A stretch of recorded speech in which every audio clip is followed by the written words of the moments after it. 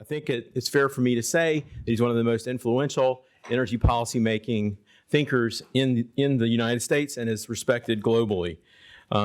He was also one of the principal architects of the Lieberman-McCain Climate Stewardship Act of 2003.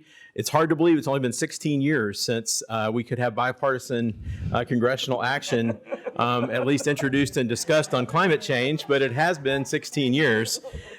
So anyway, but we are so glad to have Tim here and no longer working on Capitol Hill, because now he is the director of the Duke Nicholas Institute for Environmental Policy Solutions, which was founded in 2005. The Institute has grown into one of the major nonpartisan players in key environmental debates, and its mission is actually, I think, very much in tune with today's workshop. In fact, in many ways, this workshop could have been an Institute program all by itself. I think it was better in the sense that it was collaborative between so many different institutions here at Duke, so we could get so many different perspectives, which I really appreciated the organizers' efforts on that. But Tim's going to help, Tim helps in this discussion to bring some of the DC and policy-making experience that he's got with this distinguished panel.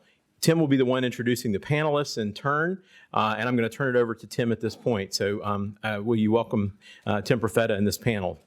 Thank you. Thanks, Rick.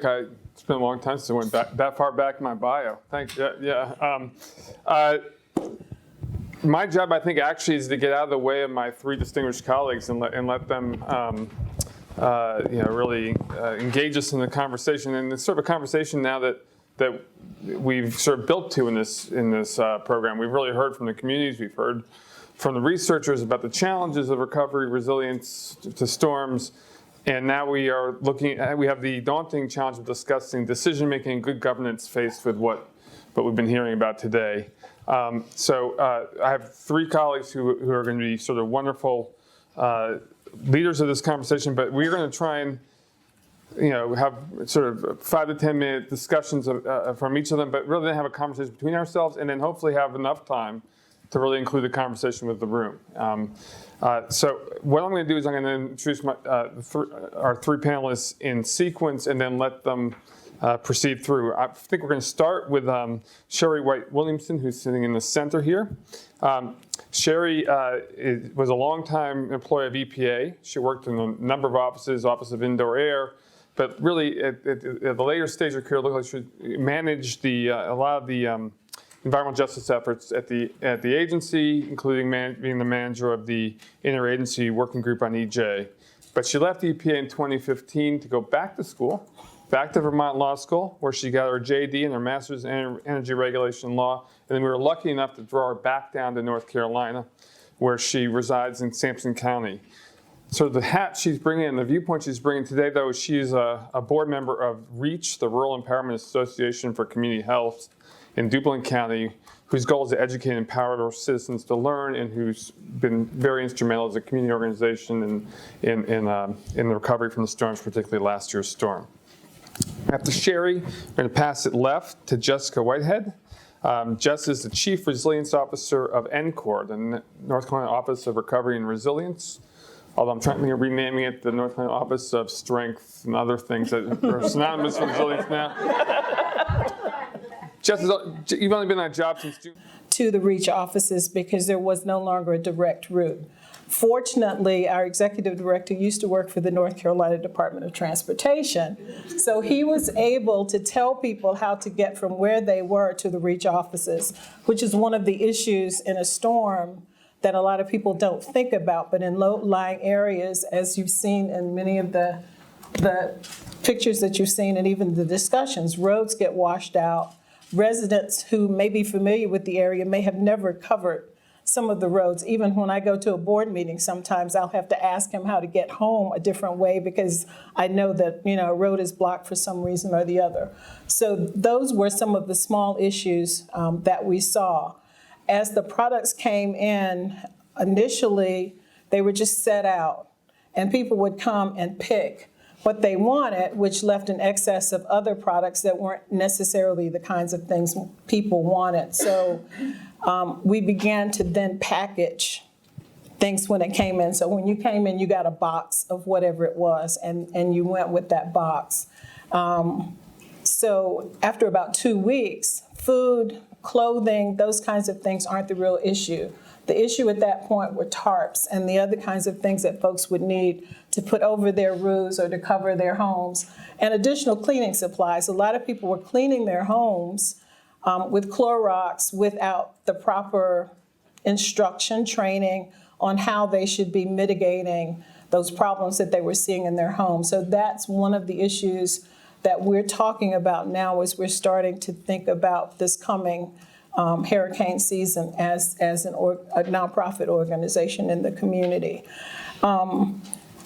We oftentimes don't think about, and I think someone raised the issue of farm workers and Hispanic workers in the community. One of the huge issues in counties like Duplin County is that farm workers are the first and the last responders. The growers expect those farm workers to be on that farm when that storm hits, so that if generators need to be turned on, if animals need to be fed, those are the people who are expected to be there to do that. The owners are not going to be there to do it. They're gone. There was a situation in one county, I won't name the county, where growers were in their housing, farm worker housing, saw the waters rising where they were staying, called 911 to ask for assistance to get them out. 911 called the owner of the farm to ask if it was okay. The owner of the farm told them there was no problem. They only got out after they got assistance from someplace else. So farm workers, as I said, are the first and the last responders, and they're the last people to be thought about when it's time to get them out. What we've tried to think about is how better through REACH to deal with that population. We've actually partnered with Flock, which is a farm worker organization in that part of the state, to help with some of that. But many of them are afraid, particularly now because of ICE. They're afraid that if they present themselves anywhere, that they are suddenly giving their location to someone who may come and pick them up or pick their children up or pick them up, and their children are left without anyone. So there are a lot of issues from a nonprofit perspective that we have to think about. And part of the problem is that we aren't always included at the very beginning, and we need to be included as a part of the beginning process, because the nonprofits or the other small organizations within the counties have the relationships with the community. The community trusts them. I used to be a government worker. If I went into a community where someone didn't know me, they aren't going to necessarily trust me if I show up and I say I have some assistance for them. So we are sort of on the front line of being that conduit between the person who has the assistance and the community. And so we need to continue to think about how we better work together as we build these relationships, and we work every day to try and build those relationships so that we can be able to do the kinds of things that we need to be able to do. And I'll shut up for right now, and I have a lot more to say, but we'll get to it. We'll get to it. We'll get to it. Okay. Jess, would you like to jump in from there? Sure. So I'm Jess Whitehead. I'm with the newly formed North Carolina Office of Recovery and Resiliency. And I'm sure that what everyone is looking for from me as the state person from this new office is I'm going to lay out here exactly how we're going to fix everything. And I'm not going to do that today. I think that, if you had wanted a really detailed, breakdown of the numbers and where we are and everything, you probably would have invited my boss, who's Laura Hogshead. She's the Chief Operating Officer of NCORE. I'm the Chief Resilience Officer. And before I was the Resilience Officer, this is a bit of a loaded thing to riff on Karen a little bit, I was an adaptation specialist. So I'm sure Karen Omsbacher may think of this as a demotion. But the reality of where I came into my position is, in addition to everything that I've done, is I came from Sea Grant. And so I've stood in J.W. Spencer's fields in Swan Quarter with a GPS unit. I've worked with Baxter and Karen in doing the science interpretation that went along with Rising. I've, helped the town of Swansboro develop a future land use map, working with Frank Tercy and his staff. And the week before Florence, I was with Ernie Foster on the deck of the Albatross out in Hatteras Inlet, looking at where land used to be when he was a boy. And so from that environment, I come into a position where I'm now part of the North Carolina Office of Recovery and Resiliency. And we're within the North Carolina Emergency Management, which is under Department of Public Safety. And we're charged with building back stronger and smarter and figuring out what that looks like. And so if I could walk in after 2 weeks or 2 months on the job and tell you exactly what all of our magic solutions were to these very wicked problems that we've heard about today, I would not be the right person to be sitting in this chair with this job. So given that, a little bit of context of what NCORE is, it was set up to administer the CDBG-DR funds. I can't roll those quite off my tongue quite like Laura can at this point, but I'm working on it. And we just celebrated our 7-month anniversary.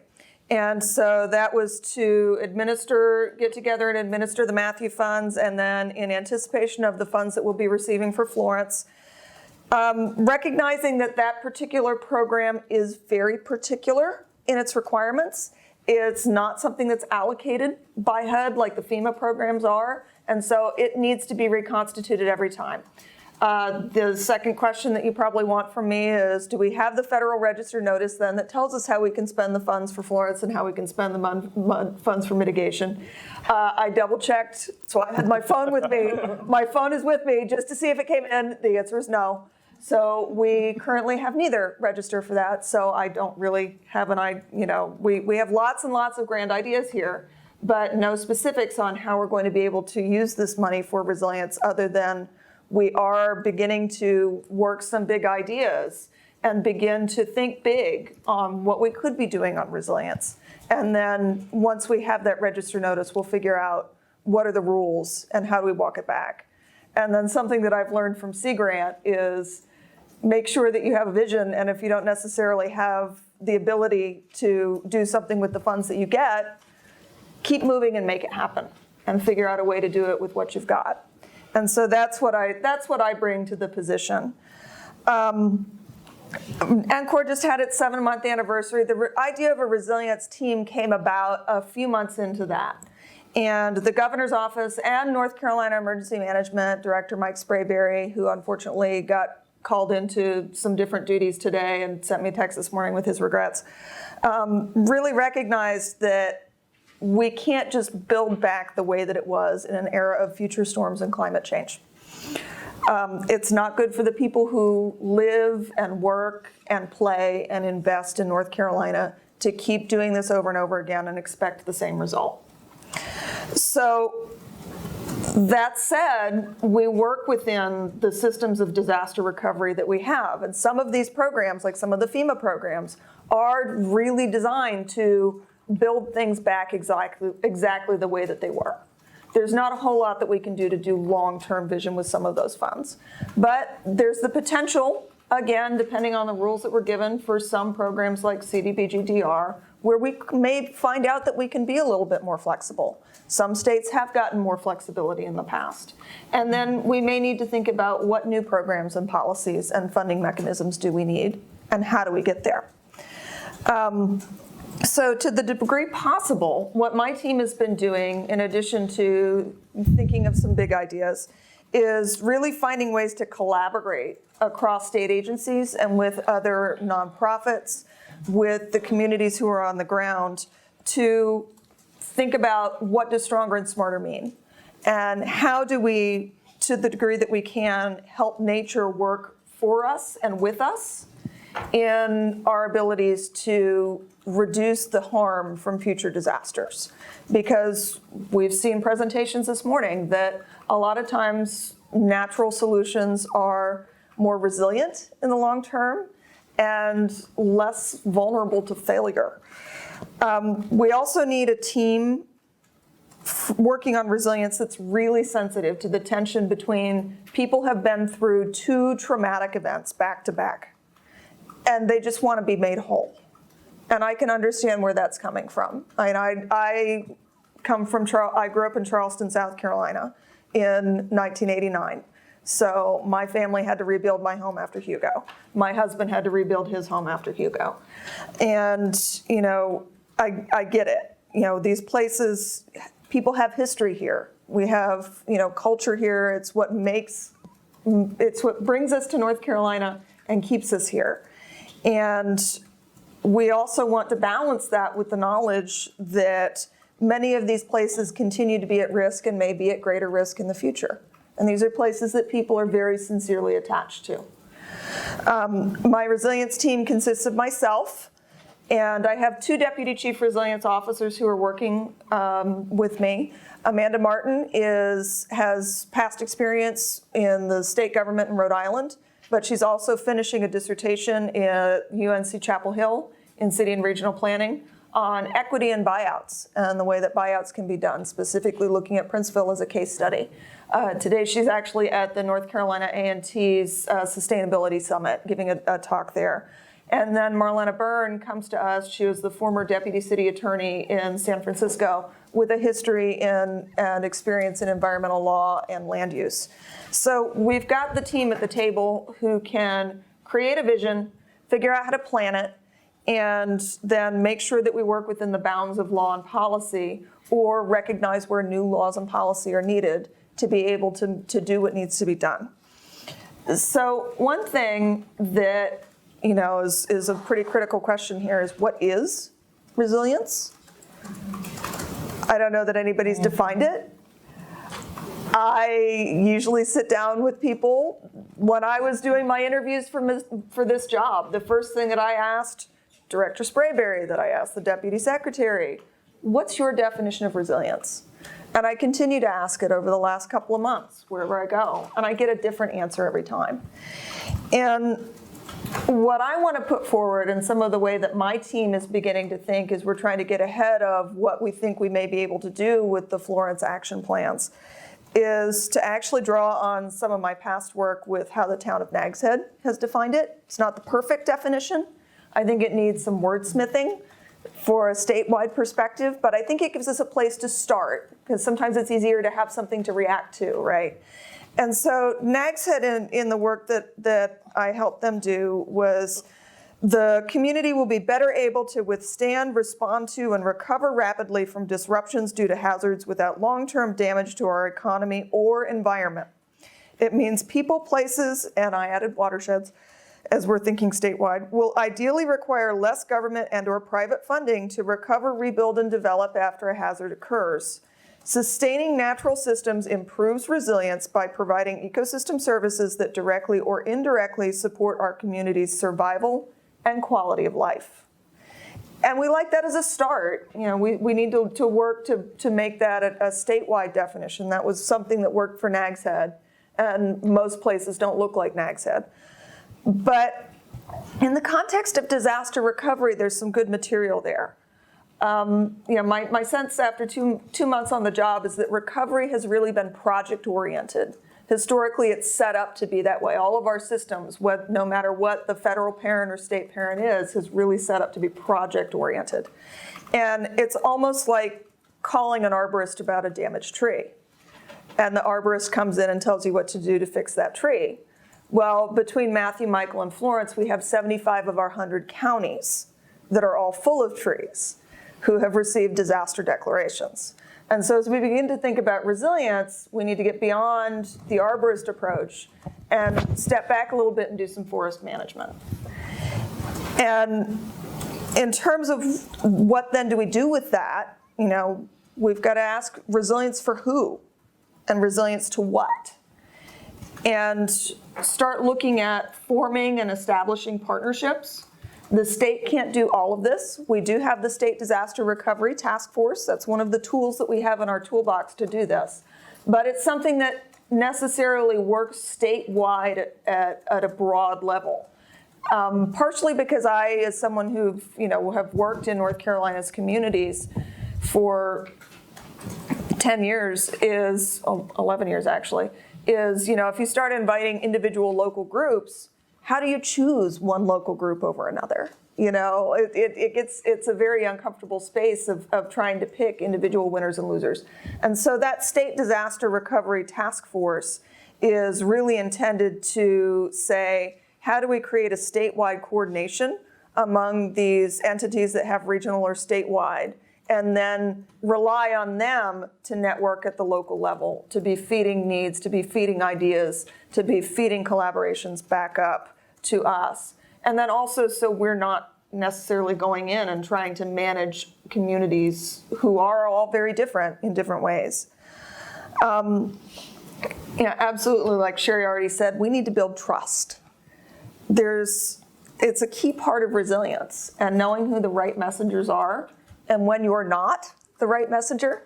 I mean, coming from a boundary organization like Sea Grant, and now, I attend senior staff meetings in emergency management. I'm not going to be the right messenger anymore in a lot of cases. And so trying to figure out who is the right messenger and how do you build trust in that new role is pretty critical.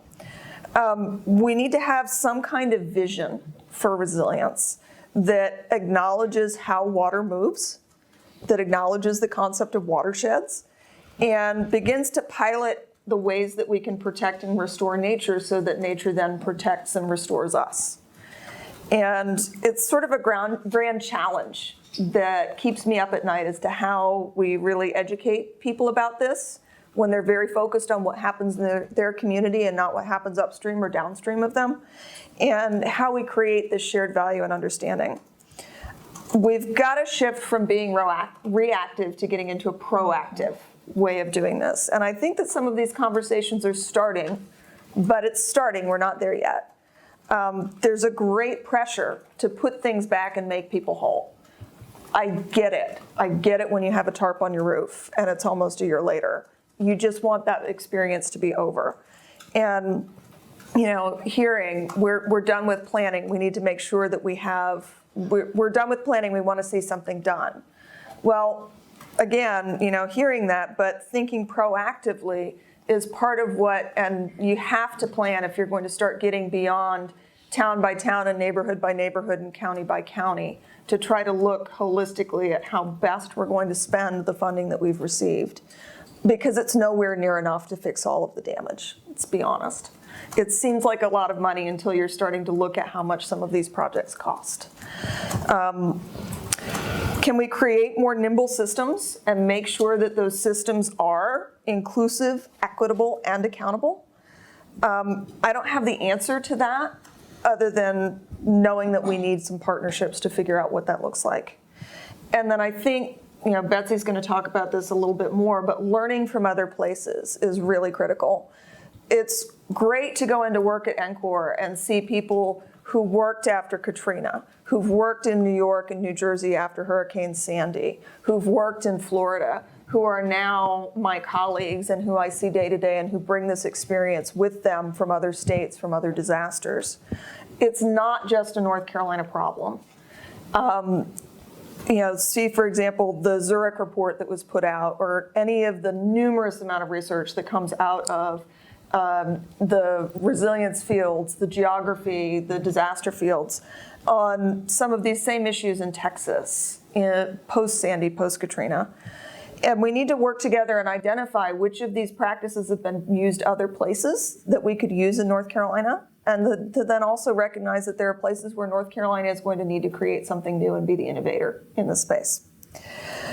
So, but what we've really got to do then is to operationalize a vision of what this means for us.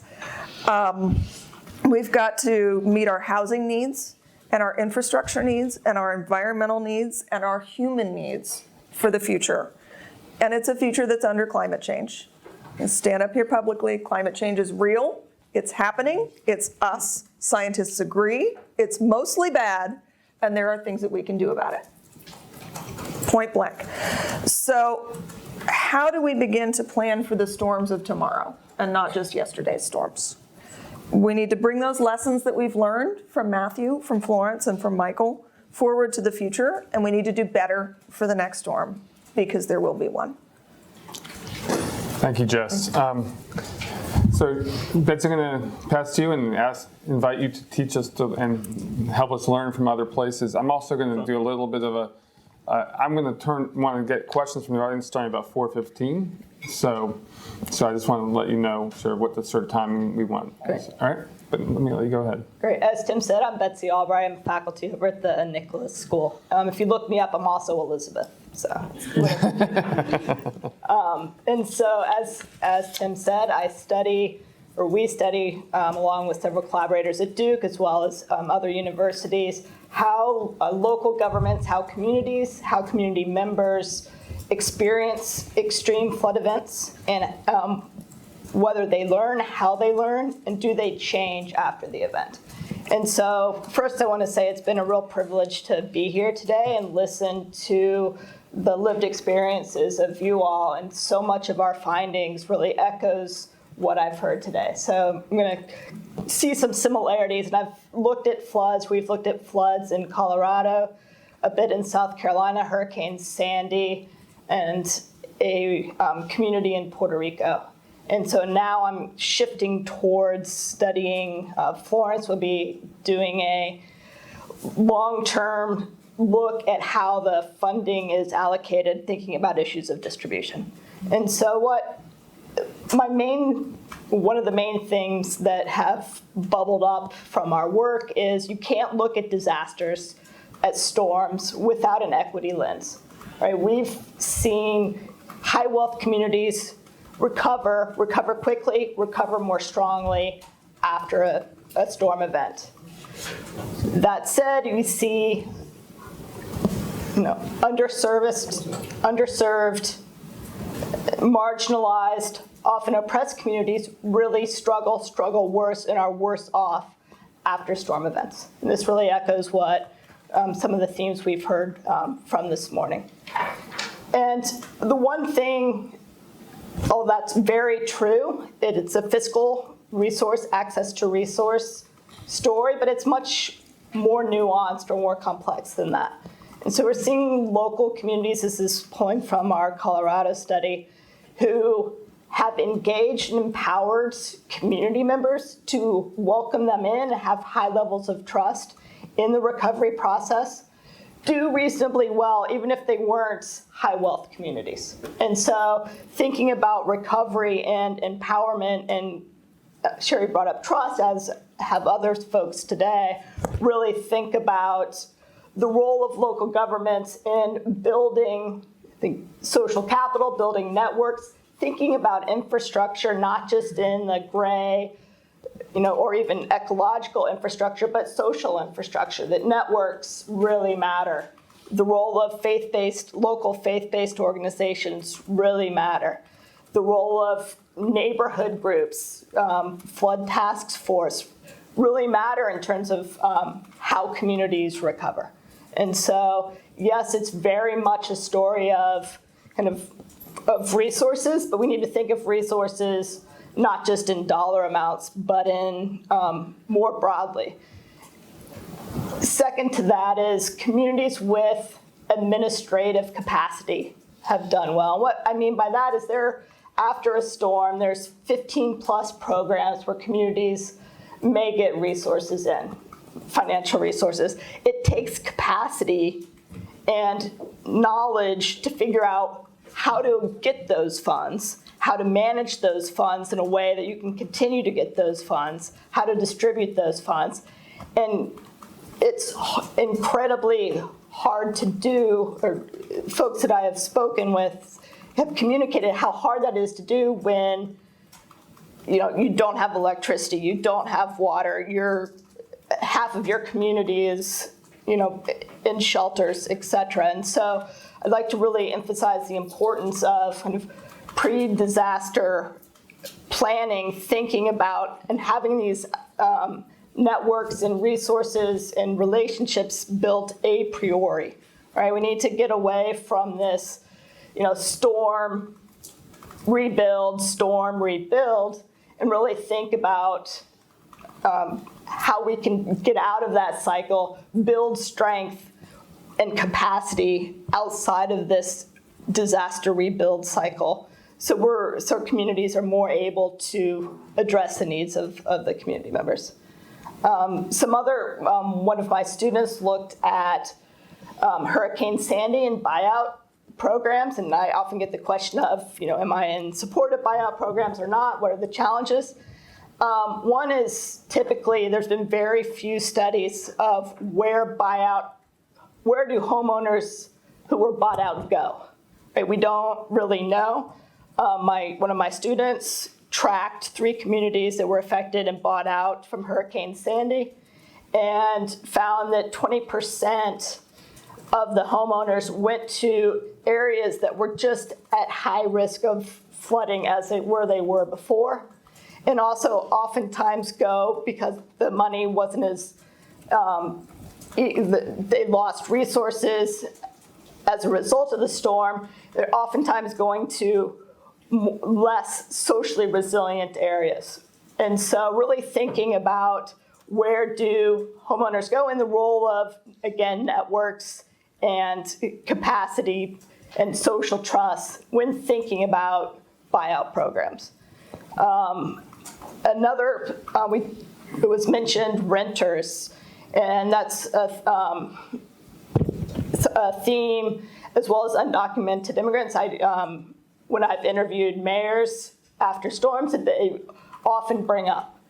And not only are renters not reimbursed from FEMA at the same level that homeowners are, but they have less agency. I've interviewed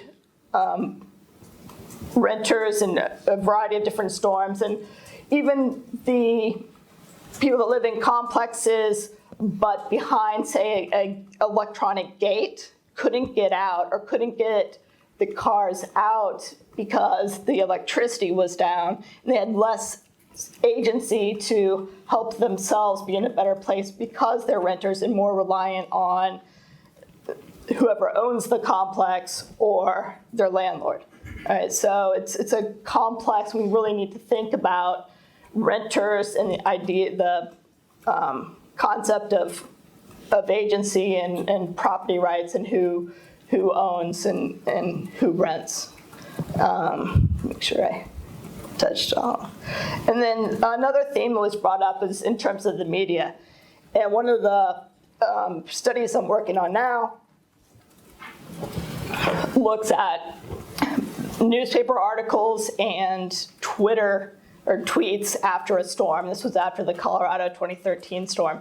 We see a huge spike, as we talked about, right after the storm, and then it fades out through time. And I'm also looking at who's talking about the problem and who's talking about the solutions.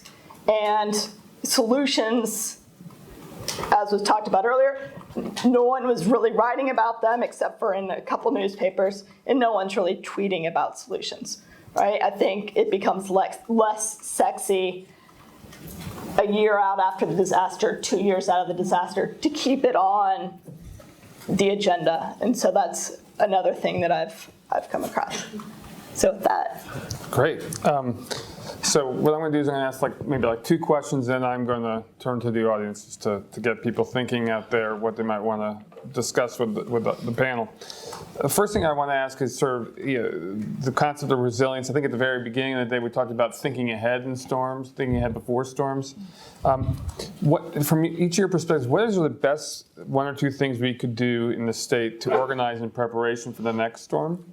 And one thing I'd touch on is this ability to build trust within the community and think about the trusted network that'd be necessary to have in place maybe before, rather than Reach becoming an impromptu distributor, have it organized before. But not the only answer from each of you. But.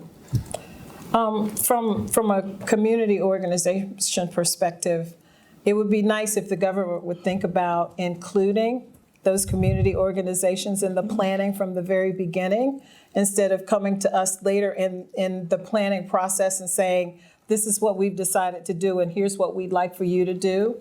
Oftentimes the government will come to ask community organizations to assist, but they want volunteers. In most of those communities, there are no volunteers. They can't afford to pay the gas to go in the cars to go and distribute or find people. So there needs to be more thought given to how to work with local communities. Yes, we've built the trust, but we still can't go out and ask folks to give their time and not expect at least travel reimbursement, for gas and things like that in the process. It's not helpful to the community because it's the same story all over again. You want us to do the work, but you don't want to pay us anything for doing the work, and it just doesn't work that way. These are all low wealth communities. And because they are low wealth communities, they need assistance. Most of them are working jobs that pay them $7.50 an hour at, max. And sometimes they aren't even getting that, depending on where they're working. So there needs to be more of that kind of cooperation, thinking in advance and identifying those Let me groups. follow that thread with both Jess and Betsy. So Jess, from NCORE, is that sort of invitation something that the state could take them up on and work proactively, and also think about, do you have the authority to allow resources to be given? And then Betsy, are there particularly other communities or regions that have done this in any way that made them a little more resilient in the face of a disaster? Yes, I'm in part looking over to Bridget Munger, who's our communications director, because our communication staff is actually in the process of beginning to work with the governor's office over the next 2-3 weeks to begin a strategy of community meetings and trying to really do a lot more providing people with information, even if we may not have resources at the moment because we don't have the register notice to know what we're going to be able to do, but at least to be able to get out into communities and be able to say, here's some preparedness resources, here's some, let's make sure that we're hearing your needs, make sure that we've captured everything, because we know that not everybody had internet access to get into, get their cases managed in the system. And so we're beginning to figure out how to do that. And Bridget's shop does a great job. CJ Jordan does a whole lot with the Hometown Strong program and coordinates over there. Our State Disaster Recovery Task Force includes a nonprofit and volunteerism recovery support function. I've had to learn all of this semi-military terminology in the last 2 months of my life. Recovery support function. It's a subcommittee. There's one on housing. And so being able to have us try to support at the macro level, understand what some of those needs are out there. Our team is beginning from a resilience perspective to try to reach out to and understand the communities that may have an interest in resilience planning, and beginning to think about, okay, when we go into a community, we don't just want to do a tour just for the sake of a tour. We want to make sure that we have objectives laid out. We want to make sure that we are getting something back and not just taking information in. So I think everything Sherry said, yes and approach to really what Sherry. And to add to that, I think another thing that government should think about, as Mac Legerton alluded to, there are a lot of community organizations, church organizations who will come in and provide assistance to help rebuild. I think that government needs to think more about how do we build capacity within those communities so that when this happens the next time, they're self-sufficient. Yeah. That's a part of resiliency as well. They can't always depend on a church group coming from Charleston, South Carolina to come for a week and do some work, but there needs to be more thought given to how to help grow these communities to be able to survive after things like this happen. So I want to ask Betsy to add your voice to this, and then while Jeremy there has a microphone, so if anybody has a question, he can go to you with your hand while we listen to Betsy's. Yeah, our work, particularly in Colorado and the storms there, really echoes your thoughts there. The communities that were more self-reliant had resources and networks with local community members did better by and large than other communities that relied on FEMA reimbursements, relied on external state to tell them what to do. And so I think outside of the hurricane window, the state of North Carolina really needs to think about affordable housing, really needs to think about access to healthcare, really needs to think about transportation, because all of those become even more critical after a storm hits. And so it's not just looking at it through a hurricane lens, but looking at it more broadly through all of these lenses and empowering and building the capacity of community members, community organizations, in order to be stronger after a storm. So. Question here? I'm David Borax with WFAE in Charlotte, and question is for Jessica. Can you help us understand some of what you said there? There was some lingo that referred to Federal Register notice. What is that? What's the dollar amount of funds that we're talking about here? And what are some of the ideas? Give us a rough idea of what are some of the things you could be doing in these communities. Okay, so one thing that I think is an important distinction to make is a lot of people think disaster funds, it's one big fund that we get. No. There's funds that come from FEMA, and there's funds that come from FEMA in 3 different pots with 3 different rules. FEMA's programs are subject to the Stafford Act, and so there's a standing allocation for that. FEMA gets funding for that. They can push it out in a disaster. It's something that happens relatively quickly. CDBG-DR, these are funds from HUD. They're primarily intended to be the funds of last resort. So after everything else has been covered, we can't duplicate benefits. When these funds come in, these are the funds, and they're primarily going toward low and moderate income communities. And the catch is that it's a little bit more of a flexible program, but it's not actually codified in federal law. So Congress has to recreate the program for each disaster, and they have to publish the rules for how that funding can be used for each disaster each time. So when we got the Matthew money, those rules had to be set up. We still don't have the rules for the Florence money. There's going to be an additional amount of funding, $168 million, that will come about mitigation funding. I think we had, 10 days ago now? We had the press release that it was going to be soon. I keep obsessively checking my phone as I do these days to find out if it's soon, and the answer is not yet. It's been, I'll tell you, coming in from where I was and knowing about a lot of the academic and the theory and the on-the-ground work of disasters versus now actually being responsible for figuring out these programs.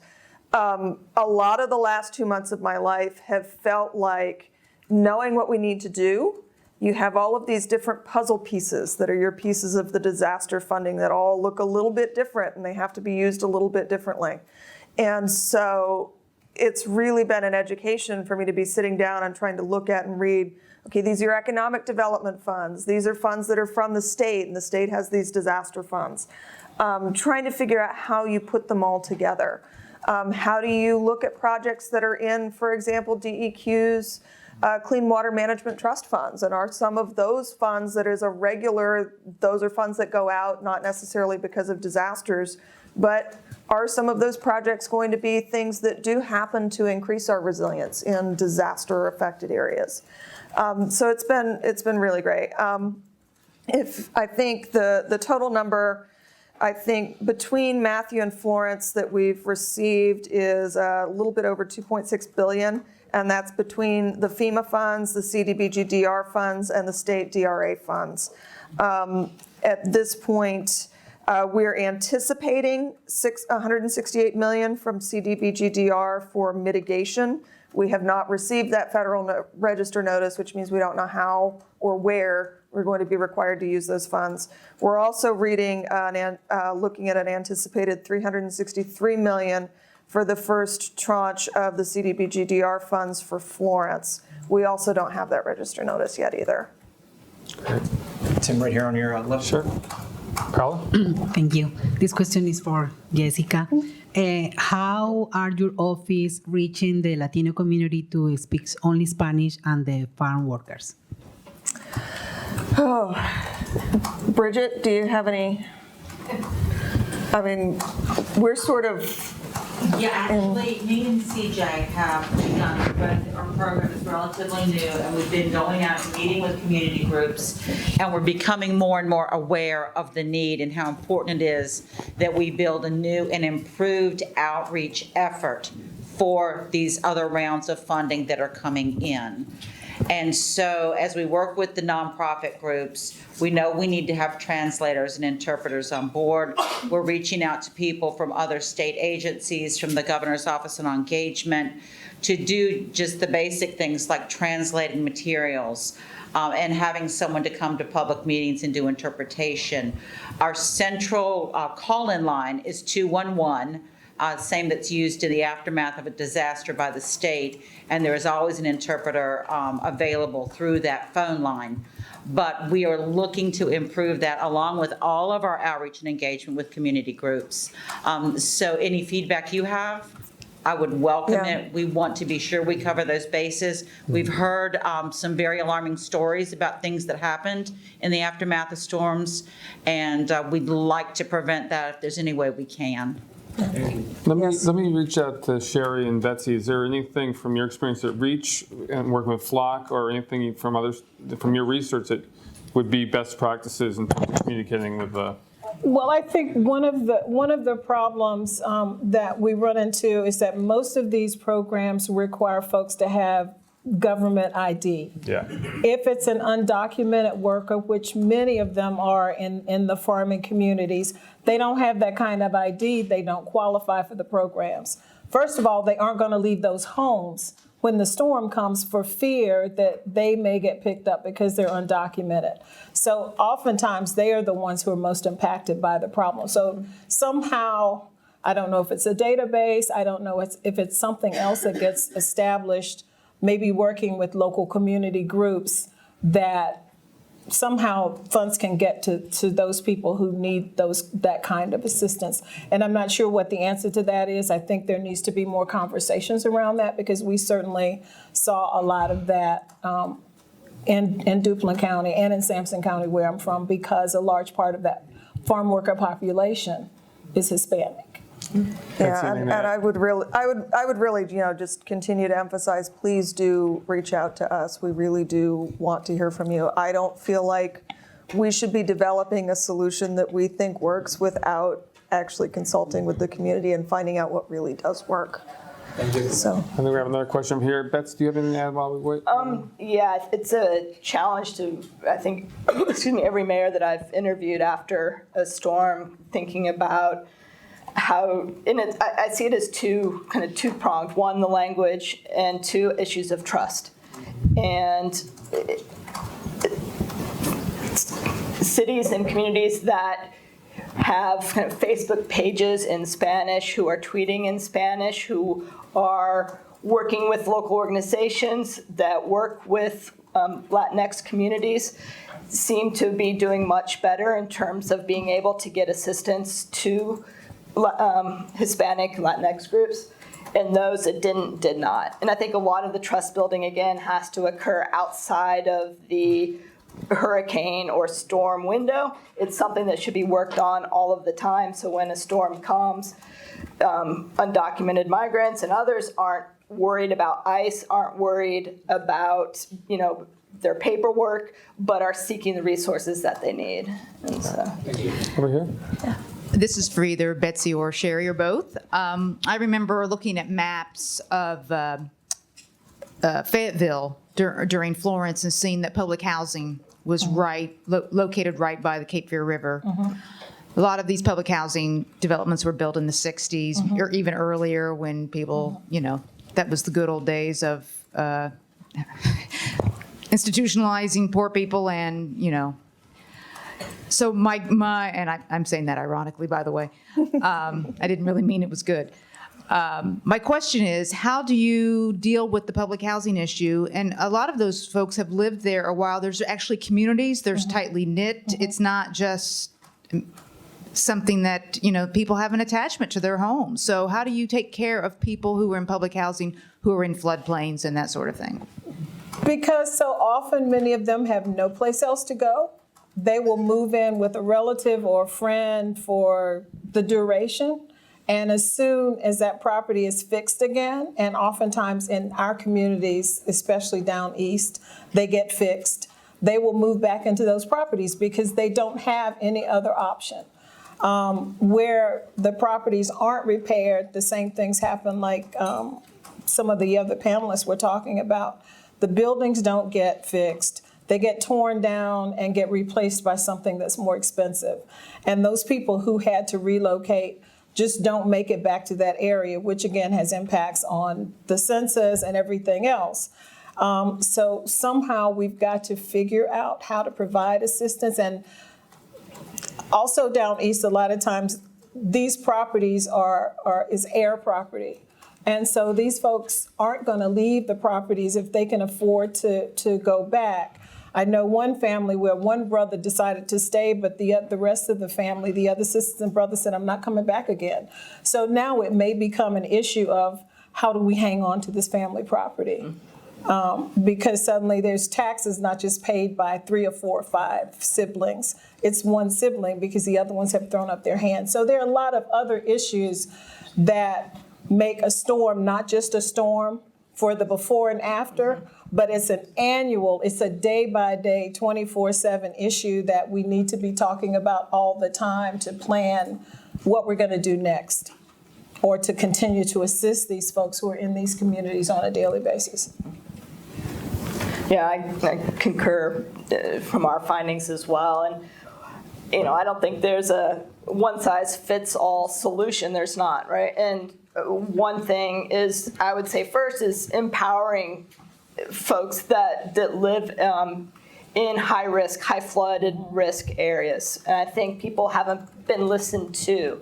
And I think that's a critical step, both after the storm, before the storm, all the time. Thinking about that, and then thinking as a state, as a region, like there are historical, institutional, structural reasons about where people live, right? And so in addressing those issues as well. I think the state, one last thing. Sure. The state has got to stop allowing people to continue to build in these floodplains. These storms come, the homes get destroyed, and the state allows them to go right back and build in these same places where they're going to experience the same thing the next time a storm comes. And the beach and the fair insurance plans don't help. So I think we're just about that. I'm going to do one thing and drive our host just slightly crazy. 3 words, max. We've heard a lot about how there's policy barriers to actually rebuilding smarter. What policy change, 3 words max, would you have us make in the state of North Carolina to allow us to rebuild better? Wow. I can't do it in 3 words. You can do 5. You can break by 3 words. All right. Oh, I'm going to let you all right. Let's see. Empower community members. That's 1 word. Hashtag. Pre-disaster planning and capacity, local community capacity. Okay. No, there's. You can pass if you need to, since we are short. Empower, build community capacity, and build trust. I'm going to cheat. Yes, and. That's kind of what I was doing. Coordinate data to help decisions. Great. Join me for thanking this panel. We'd spent a lot more time with you, but we're out of time.